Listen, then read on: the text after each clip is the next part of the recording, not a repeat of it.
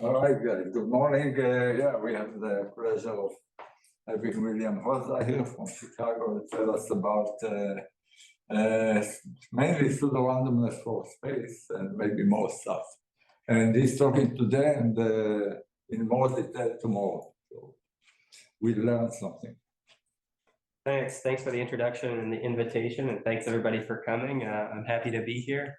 So yeah, that's right. I'm going to be talking about derandomizing space-bounded computation, and this is going to be a survey talk. So I'm going to be discussing lots of wonderful work by lots of wonderful people. So the basic motivation behind this whole line of work is that we want to think of random bits, coin flips, as being an expensive computational resource, just like time or like space. Okay, so just like we think a faster algorithm is better than a slower algorithm, we also think an algorithm that uses fewer random bits is better than an algorithm that uses more random bits. And ideally, best of all, if we can pull it off, we would like to have algorithms that don't use any random bits at all, deterministic algorithms. So for this talk, we're particularly interested in the interplay between randomness and space complexity. So we define BP space S to be everything that can be solved by randomized algorithms that use O of S bits of space. Okay, so the standard conjecture in this area says that BP space S actually coincides with deterministic space S. Okay. So this conjecture is saying that randomness is not actually necessary for space-efficient computation. It's saying for every clever randomized algorithm out there, there's an even cleverer deterministic algorithm that does the same job with roughly the same space complexity. Okay, it turns out by a standard trick, a padding argument, we don't need to really be thinking about the general case of space S algorithms. It suffices to focus on the case that S is logarithmic. So we can think about log space algorithms. So then this conjecture becomes L equals BPL.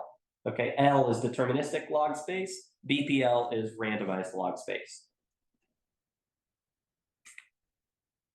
Okay, so this is, like so many other problems in complexity theory, this is something that people have been thinking about for several decades, since the 70s. So in that respect, this problem is, it seems just like P versus NP and L versus P and P versus BPP and all these other big questions in complexity theory. But I would like to argue that the L versus BPL problem is different. Okay, and in particular, compared to these other problems, it's quite reasonable to be relatively optimistic about actually resolving this problem, within our lifetimes, within the foreseeable future. Okay, especially if we compare it, for example, to the P versus BPP problem, which is the perfectly analogous question about randomness versus time complexity. And the essential reason for this optimism, the reason that we can be optimistic about proving L equals BPL is because the BPL model has a crucial weakness. Okay, the crucial weakness of the BPL model is that the algorithm is only allowed to read its random bits one time. Okay, it's not permitted to reread old random bits. Okay, if you're thinking of like a Turing machine, the random bits are on some tape, and you can only move in one direction on this tape. Okay, so the basic motivation behind this modeling choice is that we're imagining somebody who's computing using a small amount of workspace, like a sticky note or something, and a single fair coin that they can toss, right? And it's not like you can ask the coin, like, what was your previous outcome, right? You can see the most recent outcome and you can flip it again and that's it. If you're wondering, what was the outcome of that coin toss I did 10 minutes ago, well, you should have written it down at the time and you should have paid for it in terms of your space complexity. So that's like the reason that we make this modeling choice. But the benefit here is that it means that the BPL model has this weakness that we can exploit to try to analyze these BPL algorithms. So in particular, if we consider some randomized log space algorithm and we fix any input to the algorithm, and then we look at the algorithm's behavior as a function of its random bits, then because of this modeling choice, because of this read once assumption, that function, the function of the random bits, can be computed by a model of computation called a read once branching program.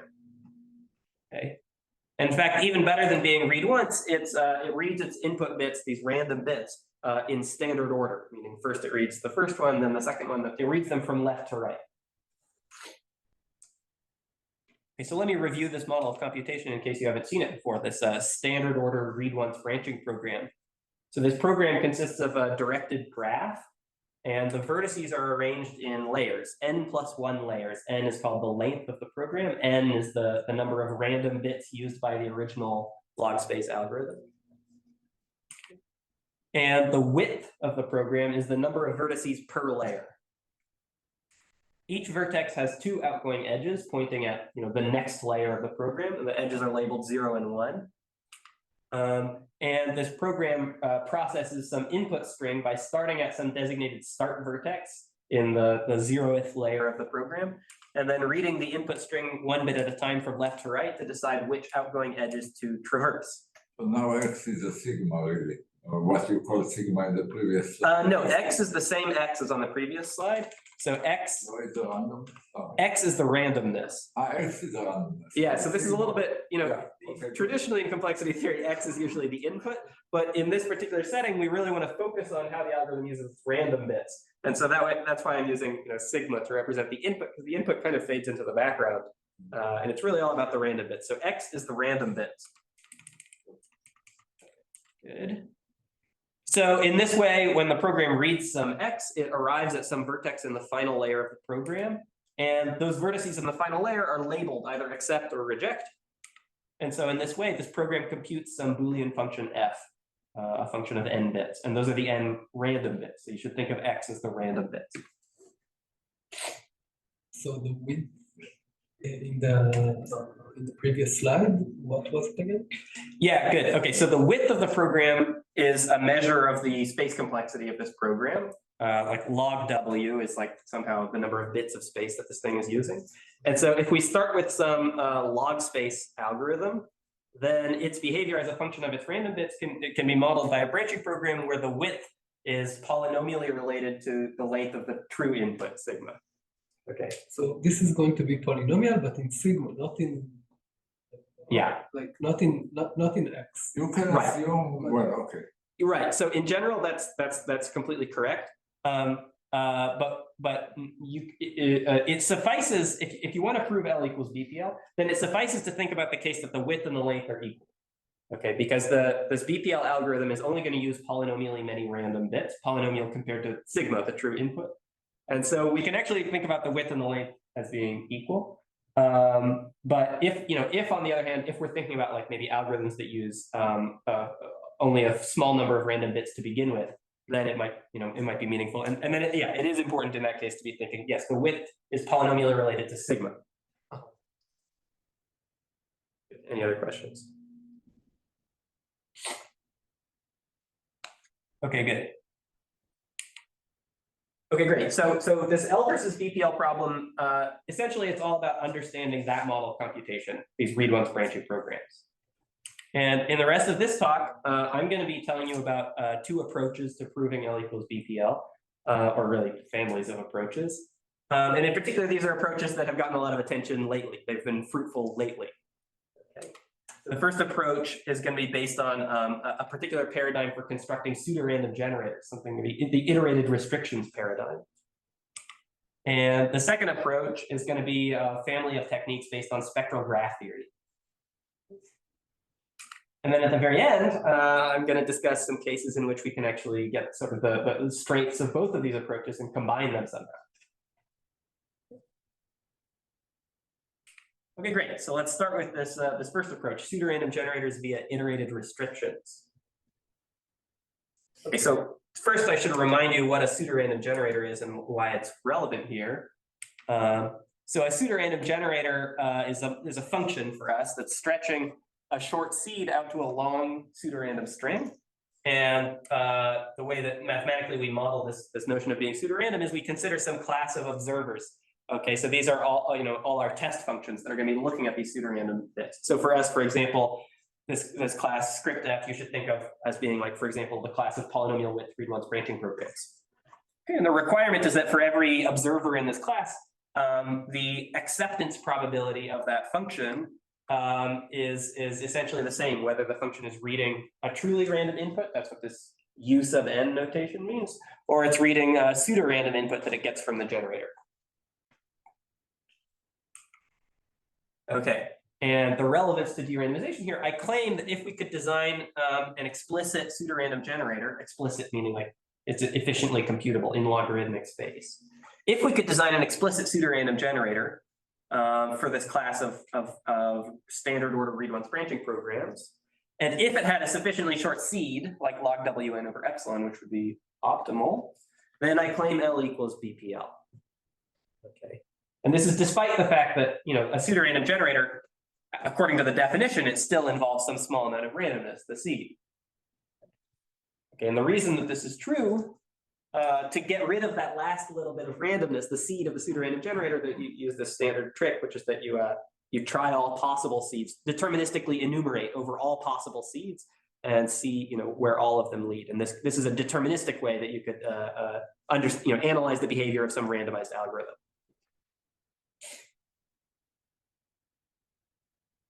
Or you're cheating because it has to be efficiently computable from this. Right, so I said explicit and I didn't exactly, well, you know, I didn't define explicit. For us, explicit is going to mean that, let's say it means the space complexity of the generator is proportional to its seed length. Okay, just to be concrete, let's say that's what explicit means.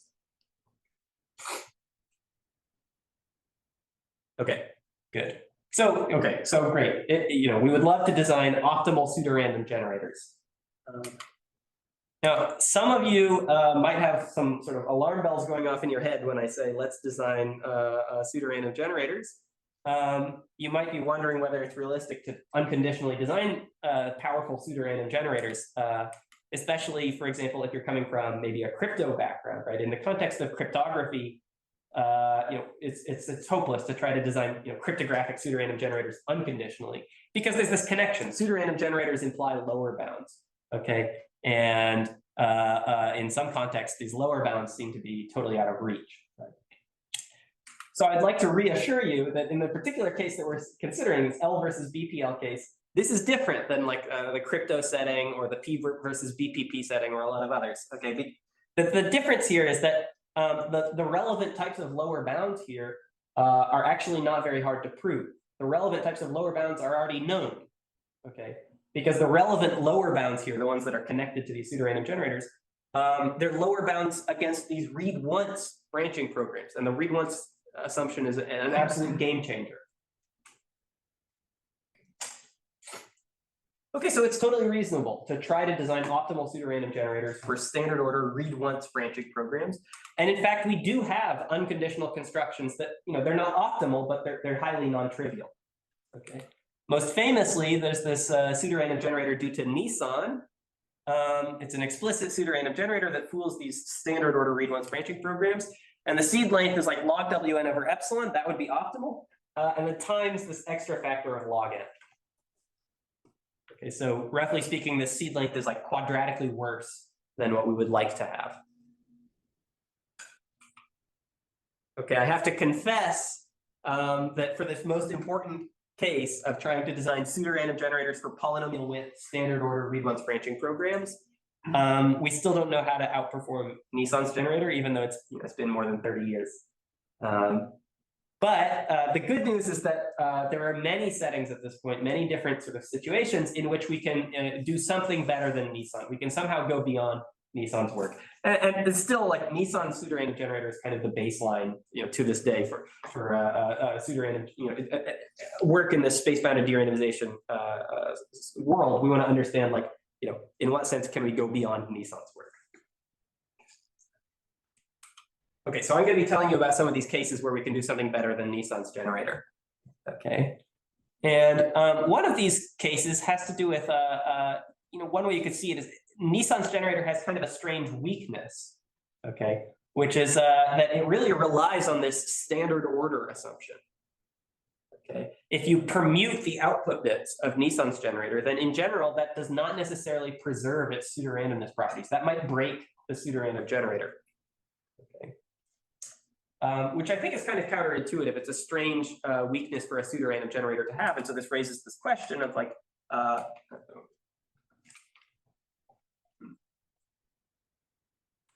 it raises the question of whether we can fool this more general model of arbitrary order read-once branching programs. Okay, meaning that they're defined the same way as before, but now we read the input bits according to some permutation. Okay, some permutation on the numbers 1 through n, the indices.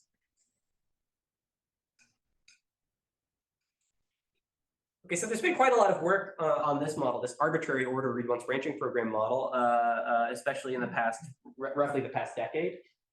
And I would like to highlight this like breakthrough work by Forbes and Kelly from a few years ago. They designed explicit pseudorandom generators for arbitrary order read-once branching programs, where the seed length is like polylogarithmic. Okay, it's like log cubed n in the polynomial width case, and it's almost log squared n in the constant width case. Okay. So the seed lengths that they're getting here are slightly worse than Nissan's generator. But they're getting close to Nissan's generator, and now we're fooling a more powerful model, the arbitrary order model of computation. Okay, so I would argue, I think this is a pretty natural and appealing theorem just on its face, but I would argue that the primary value of this theorem actually has to do with the proof techniques, the underlying techniques that go into designing the pseudorandom generator. Kind of one of the reasons to study this arbitrary order model is to force us to do something completely different than what Nissan was doing. It forces us to develop a different set of intuitions and a different set of techniques for understanding and fooling these read-once branching programs. So let me tell you a little bit about the proof of this theorem. So the proof uses this framework for designing pseudorandom generators called the iterated restrictions framework.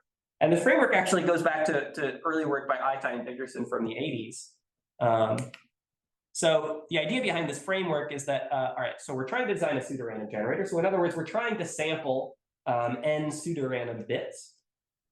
And the idea is, well, let's take baby steps, okay? For starters, let's pseudorandomly assign values just to a pseudorandom subset of the bits, a subset of the coordinates, okay? And what we'll aim for in this first step, when we're assigning values to only some of the coordinates, what we'll aim for is we'll say, okay, as a thought experiment, imagine if the stars were filled in with truly random bits, okay? And what we'll aim for is that sort of hybrid distribution that's like partially pseudorandom and partially truly random, what we'll aim for is that distribution fools our read-once branching program. Or, in general, whatever function we're trying to fool. Okay, so intuitively, this sort of baby step should be easier than trying to design a pseudorandom generator all in one shot, because now, when we're doing the analysis, we have these truly random bits sprinkled in that are helping us out. Okay, and if we can pull that off, then we can iterate the process. We can say, all right, well, we've assigned values to some variables, so then those ones we don't have to worry about. Now let's focus on the remaining variables. Think of it as a function just of those variables, and we can repeat the process. We can pseudorandomly assign values to a pseudorandom subset of the remaining variables. Okay, so in this way, we assign values to more and more variables until eventually we've assigned values to all the variables.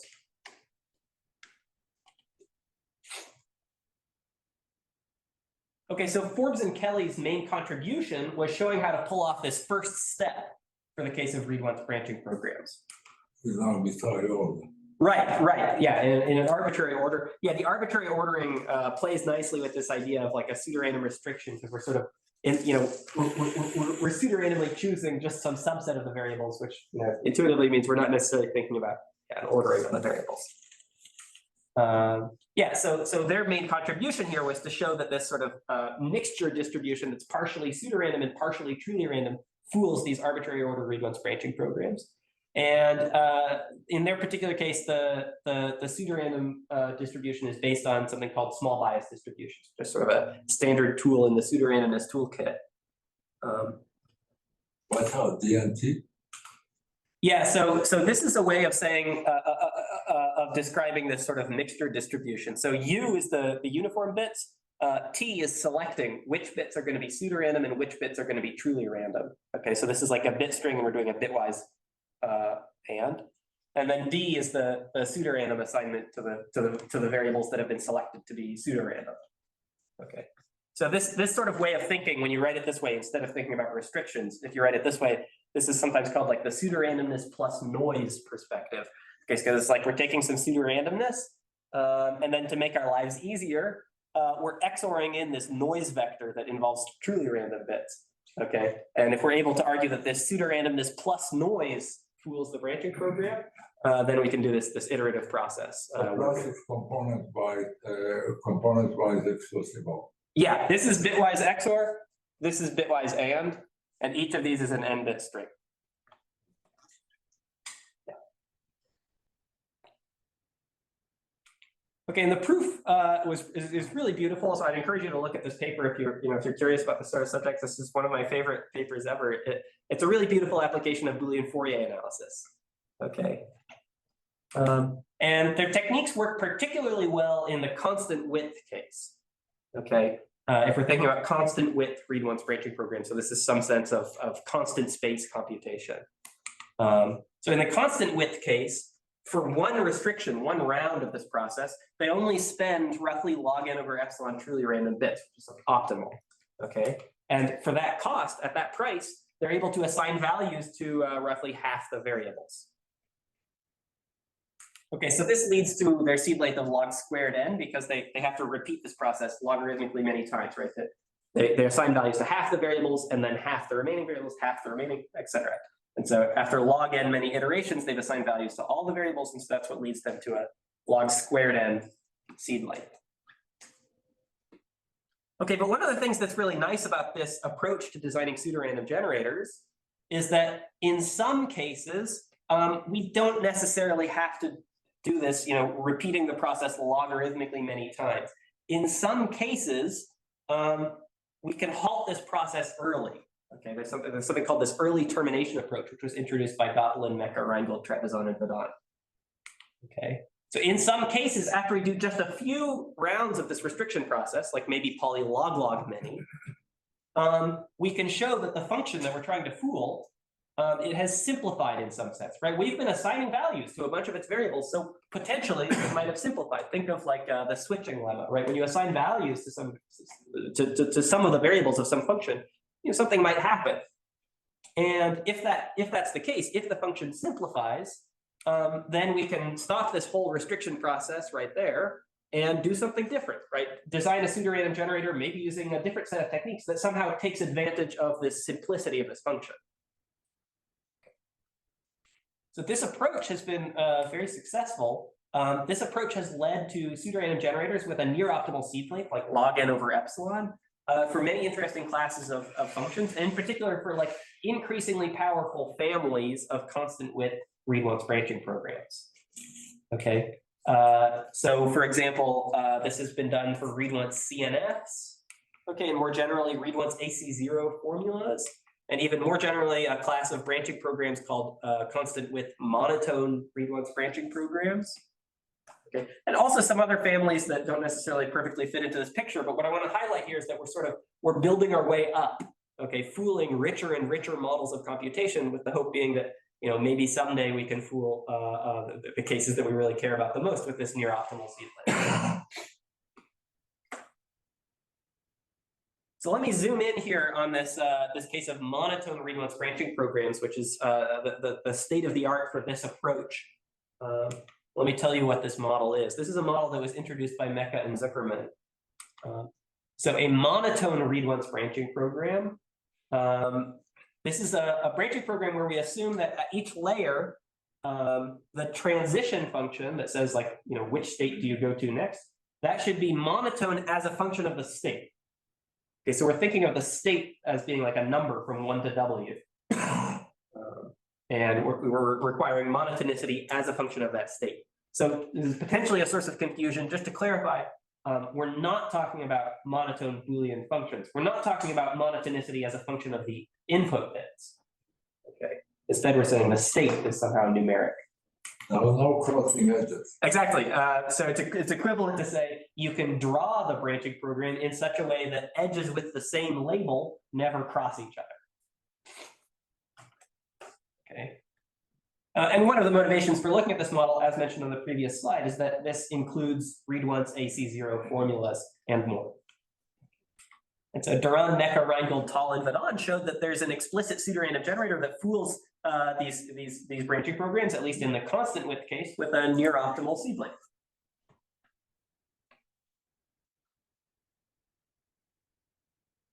Okay, and one of the things I want to highlight about this result is that this theorem is actually very interesting even in the standard order case. Okay, their theorem works in the arbitrary order case because they're using this like iterated restrictions approach. But actually, I mean, when Mecca and Zuckerman introduced the model of monotone read-once branching programs, they weren't concerned about variable ordering issues. Okay, they were thinking about standard order programs. Okay, and so this is an example that's demonstrating, you know, that this approach really is yielding fruit. This idea of like, you know, moving to a more difficult problem, thinking about arbitrary order programs, has turned out to be useful, even if, you know, ultimately what we care about is standard order programs. Okay, techniques designed for the arbitrary order case have given us some payoff in the standard order case. Can you say intuitively what about this planarity makes the pseudorandom generator easier to? Right, sure. Yeah, so yeah, how do we take advantage of monotonicity? Yeah, so the idea here, so like I said, we want to do this early termination. We want to show that the program has simplified. And the simplification measure, roughly speaking, is the width of the program. We argue that the width goes down lower and lower and lower until eventually it's like some trivial like width 1 type of computation, okay, with some caveats. And the reason for that is that if we're not allowed to have any crossing edges, okay, then the only way that we can do any non-trivial computation is by introducing collisions. Okay, 2 edges with the same label that go to the same vertex. Okay, and anytime there's a collision, that means that there's some potential for the width to effectively go down. Like if we assign, if our restriction happens to assign 0 to this label, then it's like this vertex has effectively disappeared. Okay, and this vertex also in this particular case. Okay, so these collisions introduce the potential for the width to decrease. Okay, and of course there are some challenges in making this sort of idea actually work out, but that's the kind of the intuition behind this theorem.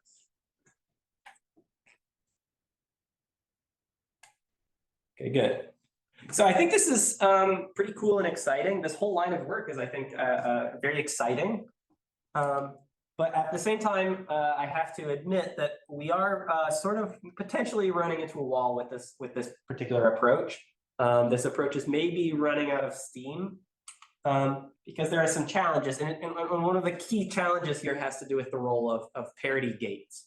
Okay. So let's think, for example, about the case of read-once AC0 formulas with parity gates at the bottom. Okay. This is a special case of constant width read-once branching programs.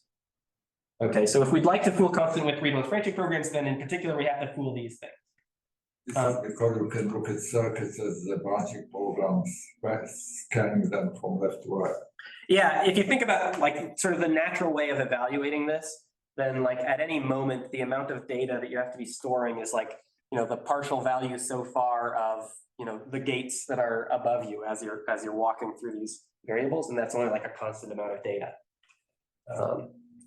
As long as each gate is itself something that can be computed by like a constant width read-once branching program, then that simulation makes sense. So if we have like ands and ors and parities. Yeah, so these formulas can be computed by constant width read-once branching programs. So if we want to fool constant width read-once branching programs, and in particular, we have to fool these things. But unfortunately, I mean, this early termination approach, it's hard to make sense of it in this case. It seems like it breaks down here, right? Because if we do some restriction, you know, we hit this thing with a restriction, whether it's pseudorandom or truly random. I mean, the parity gate, I mean, there's just nothing interesting is going to happen, right? When you take a parity gate and you restrict some of its variables, you get another parity gate, or maybe the negation of a parity gate. Okay, and so it seems like these things don't simplify when you hit them with random restrictions. Okay, so this is a challenging case, and I think it encourages us to maybe take a step back and say, okay, maybe we should think about other approaches. And in fact, I mean, all of this has been an approach for designing pseudorandom generators, but I mean, do we really need pseudorandom generators at all, right? Ultimately, our goal was the derandomization of space-bounded computation. Okay, and it's not like there's some law that says if you want to derandomize an algorithm, you have to design a pseudorandom generator, right? That was just one approach. Okay, so that leads me to the second family of approaches that I'd like to talk to you about, which are based on spectral graph theory. Okay. So the idea here is, look, if we're not trying to design a pseudorandom generator, we're just trying to de-randomize algorithms, then actually we can even assume that we're given the description of a read-once branching program, okay? And our job is to estimate its acceptance probability, okay? And it's perfectly legal to like inspect the transitions, look at the graph structure of this branching program and try to somehow gain an advantage. I think you should mention that there are many examples of successes of directly de-randomizing particular algorithms as opposed to all of them simultaneously.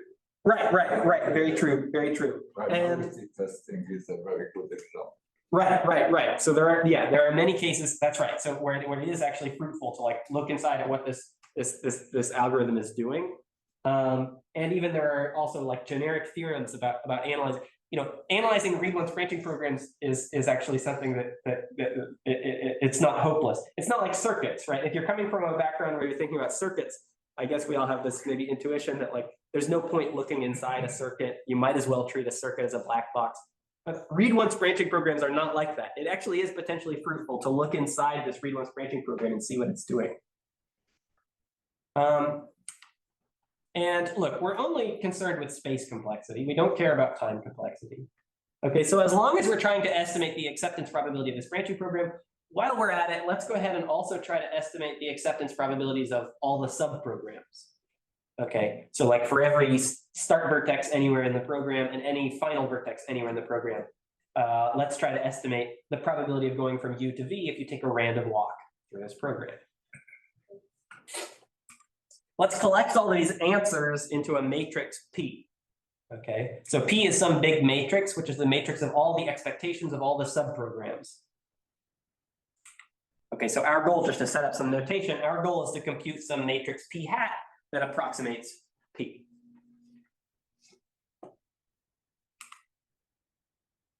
Okay, well, as a first step, we can certainly compute the random walk matrix, the transition probability matrix of this branching program. So here I'm talking about a matrix where one entry of this matrix says the probability of going from U to V, from one vertex to another, if you take just a single step of this random walk. Okay, so each of these entries is 0 or a half or 1, depending on the number of edges from U to V. Okay, well, there's actually a formula for P, the matrix we want, in terms of W, the matrix we have. Okay, P is the sum of all the powers of W. Okay, basically this is because like W to the I is giving us information about length I random walks, and P is asking about random walks of all lengths. All right, and this formula is a geometric sum, so actually we can simplify this formula using the formula for a geometric series. We can write this as P is the inverse of I minus W. I minus W, there's a name for that. That's the directed Laplacian matrix of this, if we think of it as a directed graph. This is the Laplacian matrix. And so our goal, this goal of approximating P, we can equivalently say we're trying to approximately invert this Laplacian matrix, I minus W. Okay, so this is called like the inverse Laplacian perspective on derandomizing space-bounded computation, and this is essentially due to Ahmadinejad, Kellner, Murtaugh, Peebles, Sifford, and Fadon. This perspective, it gives us a lot of additional tools that we can try to use to derandomize space-bounded computation. Okay, and one of the reasons that this perspective is so helpful is because it gives us a different way of thinking about error. Okay, a different way of thinking about how well a matrix approximates P. Okay, so let's suppose somebody gives you some candidate matrix P hat, and they're proposing that perhaps this matrix P hat approximates P, right? And we're not sure whether they've done a good job, right? We can't necessarily compare P hat to P directly because we don't have P, right? The whole challenge is to try to come up with P. But what this inverse Laplacian perspective suggests that we can do is we could compute the error after multiplying by the Laplacian matrix. Okay, in other words, instead of comparing P hat to P, we can compare P hat L versus the identity, right? If we multiply by the Laplacian matrix, we should get approximately the identity. Okay, so let's let E be the errors, the matrix of errors after multiplying by the Laplacian matrix. Okay, it turns out that this matrix E has sort of a natural, like probabilistic interpretation. Okay, it turns out that this matrix E is measuring, in some sense, the extent to which p hat is consistent with itself. Okay, it's measuring some kind of like internal local consistency of these approximations, approximate expectations of subprograms. Okay, so in more detail, let's suppose that we were trying to use p hat to estimate, what's the probability of going from U to V. Okay, the most natural way to use p hat to estimate that would be to just look at the UV entry of p hat. Okay, p hat's whole job is to approximate p. So if you look at the UV entry, that should be an approximation of the probability going from U to V. But another thing you could do is you could ask p hat, well, what are all the probabilities of going to the vertices in the preceding layer? Okay, and it has answers for that. And then you can propagate those probabilities forward by applying one step of this branching program exactly, and that would give you potentially a different estimate for the probability of going from U to V. And so this matrix E is measuring like how similar are these two different approximations for the probability of going from U to V. Okay, so we call these the local consistency errors.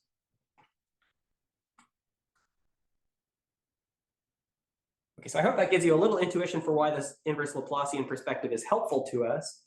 But now let me tell you concretely, like here's one application of this inverse Laplacian perspective. The application is, okay, suppose we're trying to do this main job of derandomizing space-bounded computation. We're given a branching program and we're trying to estimate its acceptance probability. But let's assume that somebody else has already solved this problem for the case of a moderately small approximation error. Okay, somebody else has designed an algorithm that can estimate the expectation of f to within error 1 over polynomial. Okay, we would like to estimate the expectation of f to within some much smaller error epsilon. The theorem by Ahmadinejad, Kellner, Murtaugh, Peebles, Sidford, and Badon says that generically we can do that. We can decrease the error of this algorithm that somebody else designed. Okay, and our algorithm for estimating the expectation of f to within very small error has space complexity that's like s, that's their space complexity, plus this very modest term, this log n times log 1 over epsilon. So we only pay doubly logarithmically in epsilon, the error parameter that we're shooting for. So even for exponentially small error, we would not pay that much. Yeah, so you can, one way to maybe appreciate this theorem is that Savage's theorem that says NL is contained in space log squared n space. Savage's theorem can be proven. It can be taken a special case of this theorem. Okay, if you take epsilon to be like exponentially small, then we're trying to understand like are there paths from this from the start to the finish, and then this comes out to be like log squared n. So yeah, even if epsilon is exponentially small, this is still saying something meaningful. Okay, so let me show you the proof of that theorem, actually. Okay, the proof is based on a technique called Richardson iteration, and this is a technique that comes from the literature on like solving Laplacian systems of equations. So like it's nice. This Laplacian perspective allows us to like find tools that were developed for solving Laplacian systems of equations quickly, and then maybe try to port them over to the space-bounded derandomization setting. So the idea is as follows. Okay, so first we run the algorithm that somebody else designed, right? And we run it for all the subprograms, so we get some matrix p hat that approximates p, okay, to within this moderate error, 1 over polynomial. Okay, and then let's think about the errors after multiplying by the Laplacian matrix, right? That's really the key to all of this. After multiplying by the Laplacian, then we have this error matrix E, which is still like, its norm is like inverse polynomial. Let's think about the infinity norm. Okay. And now let's define a new approximation matrix, okay, a refined approximation matrix, which will denote P double hat. Just to check, for the purpose of n by n matrix, it doesn't matter which norm you pick. So it might go up to polynomials, right? Right, as long as we're making this assumption that the initial error is like 1 over a sufficiently large polynomial, then the norm isn't too important. We're going to want to be using a submultiplicative norm. Okay, a submultiplicative norm to measure this local consistency error matrix. Yeah. Okay, so our new approximation matrix, P double hat, we start with P hat, and then we add a sequence of like finer and finer correction terms. Okay, in particular, we add the powers of E, the error matrix, times P hat. Okay, so let's see. The inverse of I minus E. You're like multiplying the inverse of I minus E by P hat.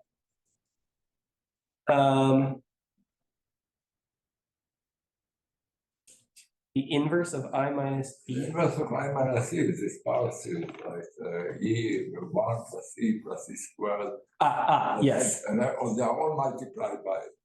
Right. And then we truncate the sum somewhere, okay? Because we're actually going to do this arithmetic, like algorithmically, we're going to actually do this. So we truncate the sum somewhere, but right, exactly, as you said. Yes. I got you.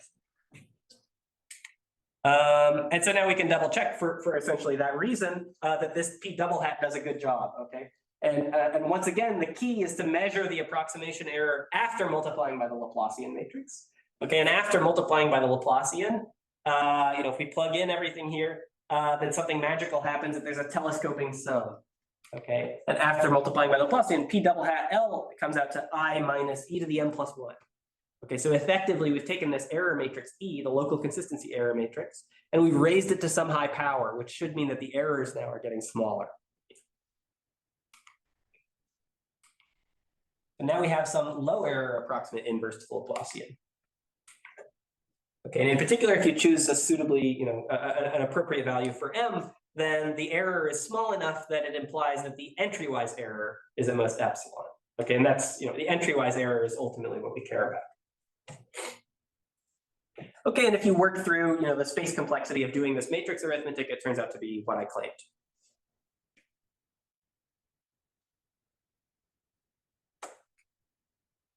Okay, so I think that's a very cool theorem, right? It has very impressive parameters. That's the original motivation for the Richardson iterations. They were looking at time complexity, right? And so Richardson iteration comes from this literature on like fast Laplacian solvers, and then Ahmadinejad, Kellner, Murtaugh, People, Sidford, and Vadan were porting it over, and they used it not only for this theorem, but really their main result was about estimating random walk probabilities in undirected graphs, or more generally Eulerian directed graphs. And that application is more complicated than this one, but it still uses Richardson iteration in a more sophisticated way. So this error reduction theorem that I just showed you is very cool, but it does have one thing that's potentially a weakness, which is that as I've mentioned, it's non-black box, right? It involves actually looking at the branching program so that we can do this matrix arithmetic, right? And that is perfectly legal, okay? But on the other hand, black box algorithms are stronger. It's nice to have black box algorithms when we can get them. There's another drawback, which is it starts from a very powerful assumption that Absolutely. we have no idea how to get it. Absolutely. If we could get it, we would solve our problem anyway. Right. Well, so you can look at this as being, you could apply this theorem where the initial assumption is the state of the art. Okay. Oops. Sorry. Because the theorem applies, whatever S is. So you could think of S as being not logarithmic, but log to the 3/2 or something, and then this is telling you how to get a low error derandomization. That's an application to NL equal. Yeah, exactly. The theorem follows. Right.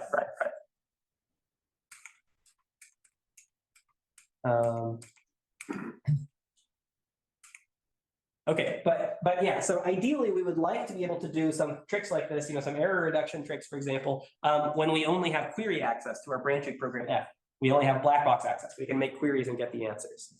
Okay, these sort of black box algorithms, a lot of times they fit better into some larger algorithms. Maybe they work better as subroutines, even though ultimately a non-black box algorithm is fine, but we would like to have black box algorithms. And so, okay, the natural way to estimate the expectation of F within plus or minus epsilon using query access would be to use a pseudorandom generator. Okay, but we already, we talked about pseudorandom generators and we saw that pseudorandom generators are difficult. So is there something easier we can do? Okay, so hopefully that serves to motivate this concept of a weighted pseudorandom generator. Okay. Okay, a weighted pseudorandom generator has two ingredients. We have G, which looks like a pseudorandom generator. It stretches a seed out through a long string. But now we also have this weight function rho, which is assigning a real value to each seed.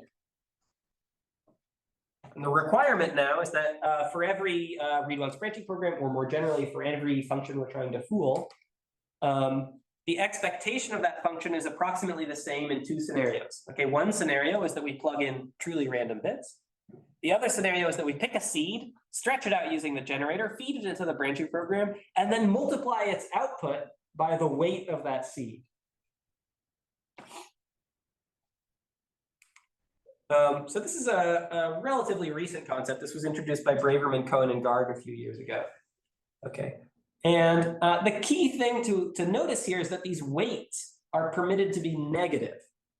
Okay, and so for that reason, because we have these negative weights that are like on the outside, right? F times this negative weight, it's like we're effectively introducing some type of negative probability into the picture. Okay, and originally, actually, Braverman, Cohen, and Garg referred to these in terms of pseudorandom pseudo-distributions because we have these like negative probabilities. So, like there is no use in just using non-negative weights. You won't get anything non-trivial, and you need to go to.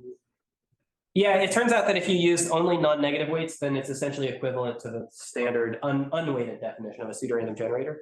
The negative weights are really the key thing here. The negative weights, the idea basically is that these negative weights open the door for some type of error cancellation to happen. And okay, we can relate these weighted pseudorandom generators to something else that maybe you've seen called a hitting set generator. A hitting set generator is like a one-sided version of a pseudorandom generator. So it's a function where we just require that if our branching program has a reasonably high acceptance probability, then there has to be at least one seed so that the branching program accepts the corresponding output of the generator. Okay. It turns out that weighted pseudorandom generators are intermediate between the concept of a hitting set generator and the concept of an unweighted traditional pseudorandom generator. So this extra flexibility in the definitions means that weighted pseudorandom generators and hitting set generators are potentially easier to construct compared to true pseudorandom generators.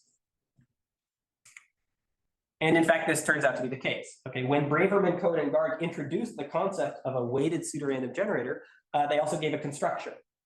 Okay, and for this case of like standard order polynomial width read-once branching programs, their seed length is O tilde log squared n plus log 1 over epsilon. Okay, and so if we compare this to Nissan's generator, the benefit here is that Nissan had log n times log 1 over epsilon, but Braverman, Cohen, and Garg just have plus log 1 over epsilon.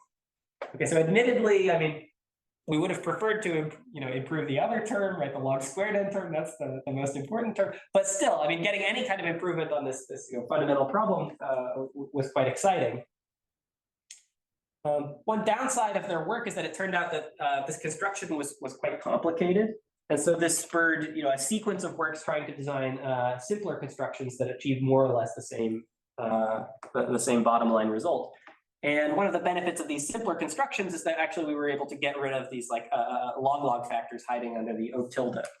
Okay, so at this point we have explicit weighted pseudorandom generators for polynomial width read-once branching programs where the seed length is O of log squared n plus log 1 over epsilon.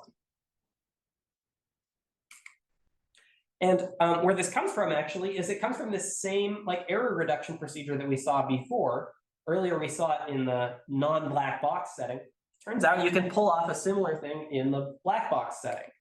Okay, we're able to convert moderate error pseudorandom generators that somebody else designs, whether Nissan or one of you, right? We can convert moderate error pseudorandom generators into low error weighted pseudorandom generators. We're fooling the same model of computation, but now the error goes down from inverse polynomial down to whatever epsilon you want. And you pay something in terms of the seed length, but the penalty is very mild. It's as mild as it could possibly be, actually.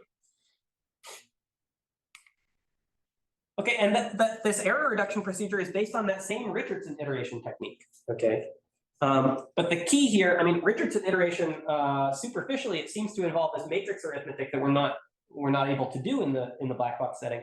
But the key is that it turns out you can reverse engineer this Richardson iteration. So you can design the weighted pseudorandom generator in such a way that Richardson iteration happens in the analysis instead of in the construction. Okay, so that means that the generator itself doesn't have to have access to these matrices. It doesn't have to have access to the description of the branching program. It's only in the proof that the matrices show up. Okay, and this key like reverse engineering idea, this is due to 2 independent papers, one by Cohen, Duran, Renard, Sperlo, and Toshma, and then another one by Pine and Vidon.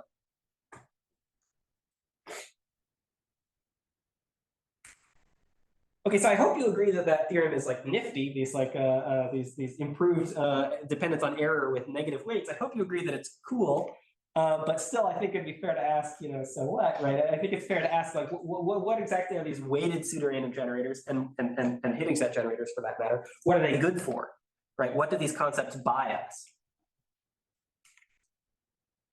So let's consider hitting set generators first.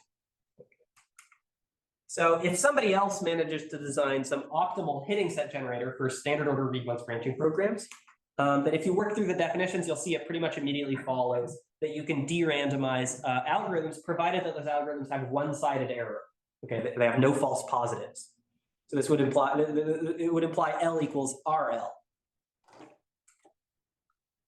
Okay, but the less trivial theorem is something by Quan Chang and myself, which says that actually if somebody else designs some optimal explicit hitting set generator for standard order read-once branching programs, not only does L equal RL, but in fact L equals BPL. We can de-randomize algorithms even if they have two-sided error.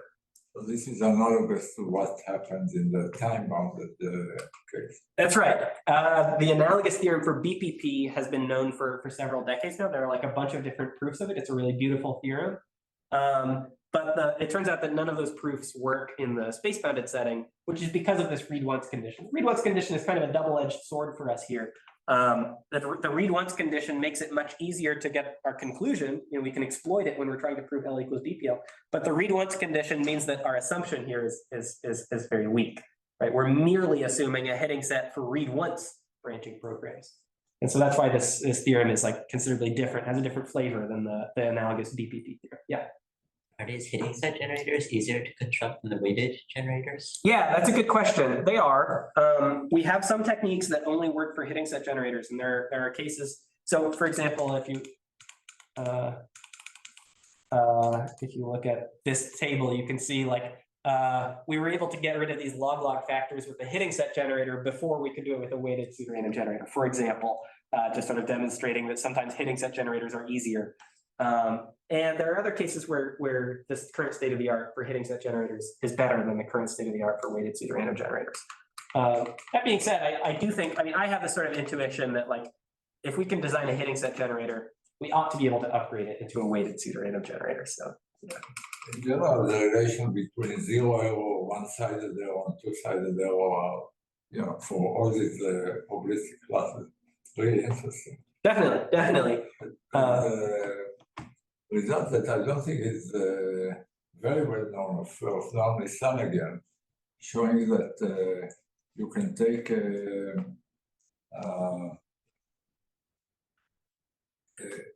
you can achieve zero error in probabilistic log space if you get two-way access. Oh, you are going to talk about it. No, I'm not, but no, you are going to, if you are allowed to have two-way access to the random bits instead of one-way access.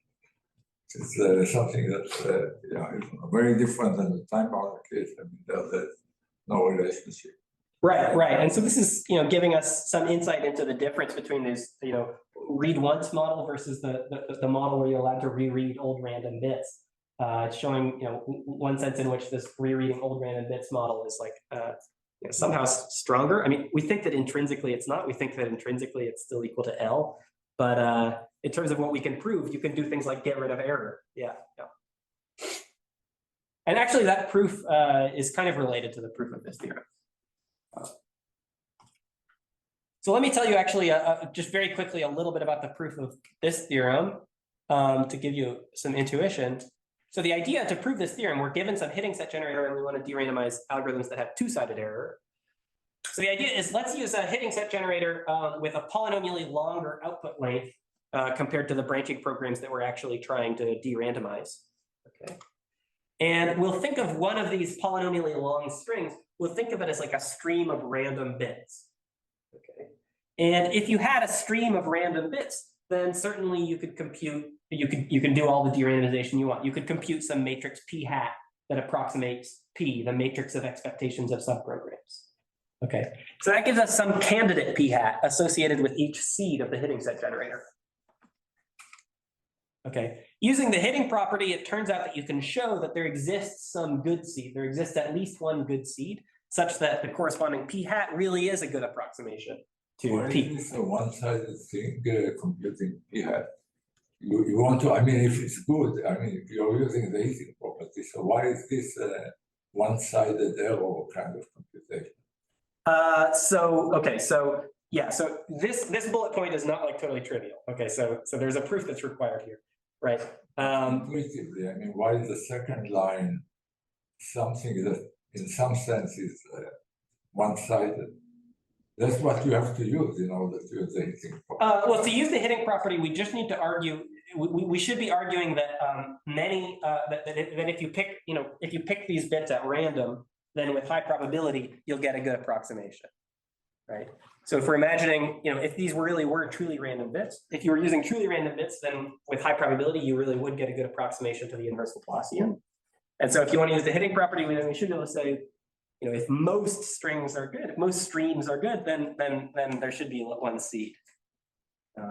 Does that answer your question? Yeah. Okay, good. But it's okay to not be totally convinced because there are details that I'm Yeah, surprised. the interpretation of hitting set generator is that you are supposed to hit any large. Right, a large set, exactly. Yeah. Okay, good. So it turns out that there is one candidate, at least one good candidate that really is close to the inverse Laplacian. And now this is where we use our inverse Laplacian mindset. For the actual algorithm, we find a seed such that this P hat has good local consistency. Okay. That's like Nissan. Yeah, and this is like Nissan's proof that BPL is contained in ZP star L or whatever. Yeah. Okay. Okay, so that's hitting set generators. That maybe shows that hitting set generators are surprisingly useful. They can derandomize BPL. But actually, this sort of raises the question all the more of then what's the point of weighted pseudorandom generators? This concept, one might wonder if it has any value above and beyond hitting set generators. So let me tell you an application, showing that it does have some value. The application is a better derandomization of the general case of space S computation. Okay, so let's suppose somebody designs some randomized algorithm that uses O of S bits of space. Since the 90s, the best derandomization has been this theorem by Sachs and Joe, where they can get a derandomization in space O of S to the 3/2. But now, finally, just as of a couple of years ago, we can fairly improve that. We can shave off a factor of square root log S. Okay. And the proof of this theorem, which I'm not going to show you, it uses this weighted pseudorandom generator stuff. It uses these negative probabilities. Okay. And so, this square root log S is it's not a huge deal quantitatively, but I hope that qualitatively, this can maybe break some psychological barriers, right? It demonstrates that the stuff that people were doing back in the 90s is not the end of the road. Okay, we really can get some improvement by doing something creative, like bringing in negative probabilities. And actually, there's no particular reason to think that this theorem should be the end of the road either. Okay, there's nothing stopping one of you from improving this further, getting S to the 4/3 or O of S altogether. Okay, as a species, we have no particular excuse for having not yet proven L equals BPL. Moreover, that has been the story of the undirected case. That's the kind of improvements that eventually led to Reingold. Right. In the case of undirected connectivity, a special case of L equals BPL. It's a success story. This actually worked, and now we do know that undirected connectivity is in log space. Okay, I see that I'm out of time. You can go over. So how much do you think?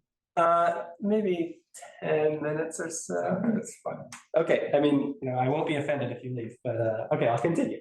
So this is, so far we've been talking about this inverse Laplacian perspective, the spectral graph theory. We've been talking about it in the context of the general case of derandomizing space-bounded computation, the general case of analyzing read-once branching programs. But these techniques these spectral graph theory techniques, it turns out that they work particularly well in the special case of read-once branching programs satisfying certain structural assumptions called regularity or being a permutation program. Okay, so the permutation condition, a permutation branching program is one where edges with the same label never collide. They're never pointing at the same vertex. And that's a stronger assumption than assuming that the program is regular, which would just mean that every vertex has two incoming edges. Okay, so maybe about a decade ago especially, but also continuing to this day, people were really interested in thinking about narrow regular branching programs and permutation branching programs. William, maybe it's good to mention people have seen this kind of the Barrington, famous Barrington result, which is an upper bound, is given by permutation branching programs. Absolutely, right. So Barrington's theorem might give you some motivation, some intuition that maybe these permutation branching programs are an interesting class of branching programs to be thinking about. They're very powerful in the read many case. Okay, but I do want to emphasize that Barrington's theorem is about read multiple branching programs, whereas here we're thinking about read once branching programs. Yeah. So there's been a lot of work on narrow branching programs that are regular or permutation, and basically the story here is that we can do much better than Nissan's generator. Okay, we could in particular we don't need to pay a log squared n for these narrow regular and permutation read once branching programs. Okay, and almost all of these results actually build on this a pseudorandom generator called the INW generator in Polyazzo, Nissan, and Victorson. And that pseudorandom generator is itself based on actually spectral graph theory techniques in the form of spectral expanders. Okay, so this is like a relatively early example of spectral methods being used for space-bounded derandomization. One of the motivations for studying the regular case, okay, besides, as Avi mentioned, this connection to Barrington's theorem, another motivation is that it turns out that there's a reduction from the general case to the regular case. Okay, and this reduction is actually only worked out, in proper generality very recently. This theorem by Lee, Pine, and Vadon says if we have some function that can be computed by the general case, a standard order read once branching program of width W, then that same function can also be computed by a regular read once branching program where the width blows up by a factor of n. So if we could, optimally fool regular programs, then we would also be able to fool the general case, and we would be able to conclude L equals BPL. Yeah. Is there some kind of error, or is this exact? No, this is exact. And yeah, this is an improvement over some earlier reductions. This goes back to work by Reingold, Trevisan, and Vadon. And these earlier reductions were like much more difficult to even state. And they did involve some errors, like, an approximate simulation with some kind of sandwiching, and they were much more complicated, but this is just this beautiful clean theorem. It's an exact simulation. So this theorem, I think, really clarifies the situation. It clarifies, the power of regular branching programs, and it also really highlights the case of wider branching programs because we have this blow up by a factor of n in the width, which means that it's really important to understand polynomial width regular read once branching programs. And there is this amazing theorem by Ahmadinejad, Kellner, Murtaugh, Peoples, Sidford, and Vadon, where they were actually able to show that in the non-black box setting, they can do a near optimal derandomization of regular read once branching programs. So even if it's a polynomial width branching program, their algorithm runs in near logarithmic space. And this uses this inverse Laplacian perspective. It uses Richard's iteration and a bunch of other techniques. Why it doesn't give you what you want? It doesn't quite work. This theorem is not compatible with the reduction on the previous slide, unfortunately. It feels like, we almost got it, right? But it doesn't quite work. It's not compatible with the reduction on the previous slide. And the reason is that the reduction is not space efficient. Okay, the reduction is not something that you can actually carry out by a log space algorithm. So I think this once again highlights the importance of ideally being able to get black box derandomizations, because a black box derandomization would be compatible with even a non-efficient reduction. Is it pulled out that there will be a space efficient reduction? No, there absolutely could be. There should be.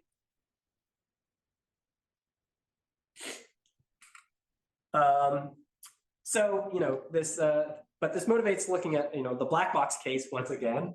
And now we care about wide regular branching programs. And actually the trend recently has been to sort of skip past polynomial width programs and shoot all the way to unbounded width programs, which is a kind of a weird model. And in order to rein in the power of these unbounded width programs, we require them to have only one accepting vertex in the final layer of the program. Okay, so this is a strange model. We're no longer talking about space-bounded computation anymore, right? We've removed the bound on the space.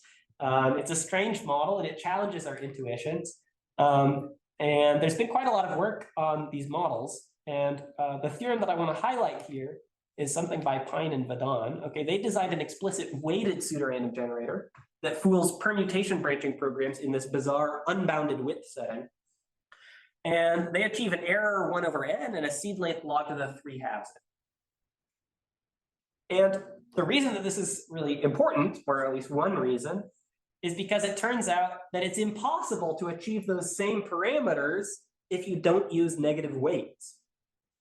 Okay, it turns out that if you use an unweighted pseudorandom generator and you want to fool this same strange model of computation, and you want to fool it with the same low error 1 over n, it turns out the seed length has to be log squared n at least. Okay. So this strange model of unbounded width programs is allowing us to see the intrinsic power of negative weights for these weighted pseudorandom generators. So I think this is again helping to clarify like what are these weights doing. So it again suffers from the same problem with the reduction before to regular or to permutation. Yeah. Because otherwise you will get Right. So it's still not compatible with that reduction.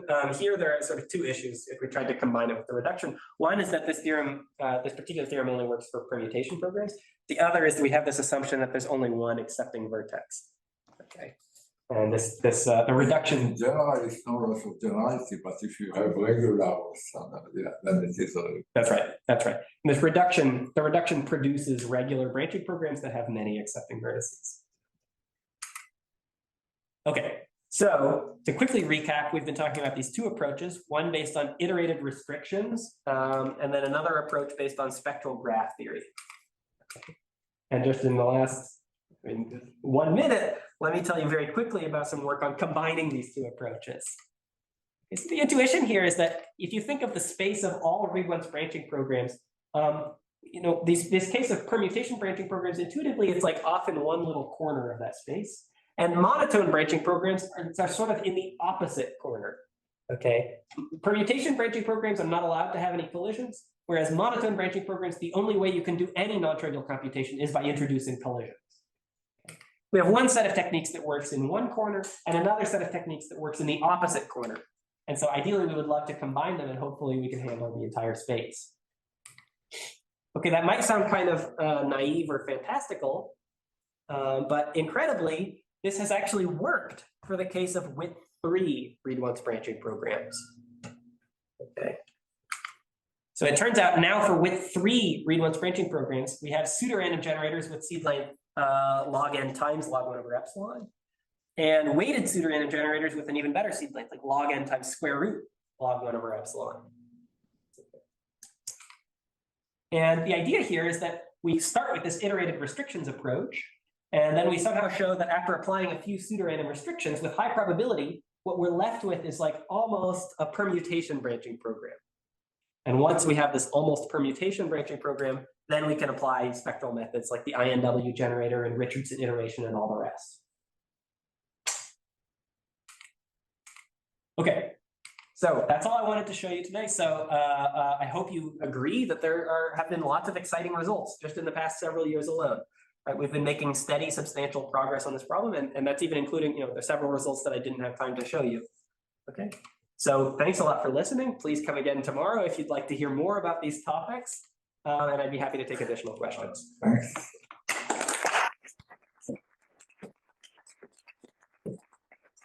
Questions?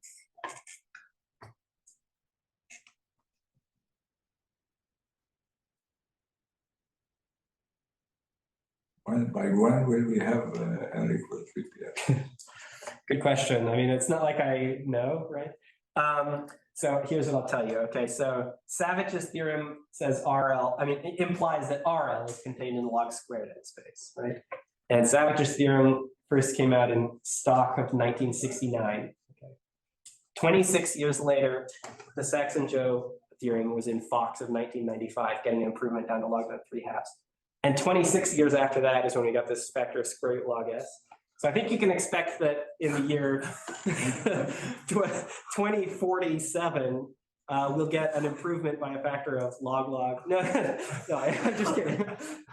I don't know. I think it's totally reasonable to hope that it could happen anytime soon. There's nothing stopping us, right? But of course, it's hard to predict.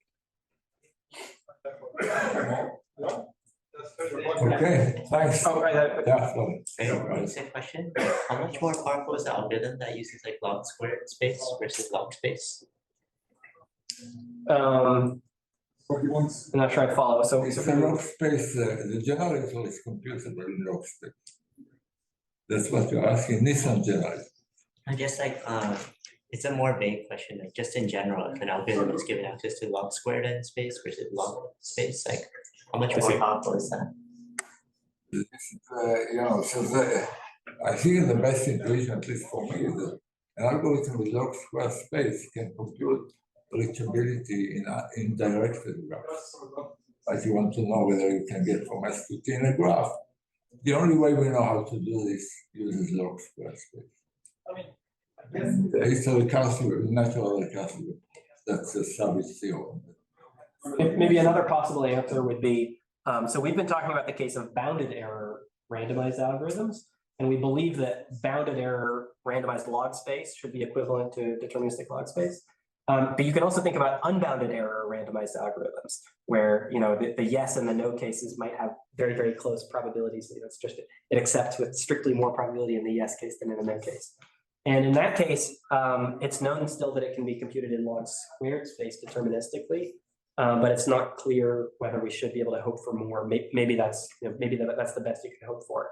And so maybe that gives you some other idea. Also there, it seems to be the recursive approach is it's like iterated multiplication, like raising matrix to the nth power. It's the same thing that goes for anyway, directed connectivity is the same. If you have only log n space, you sort of can remember only a constant number of vertices in your graph, as opposed to logarithmic, which for a recursive approach seems sensible. So I think in that sense, the wrangled result that you can do under connectivity in log space is sort of amazing. You can get out of any maze remembering only a constant number of intersections.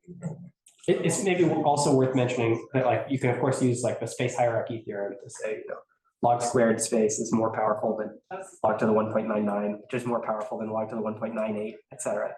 So there is an intrinsic, there really is an intrinsic difference between log space and log squared space.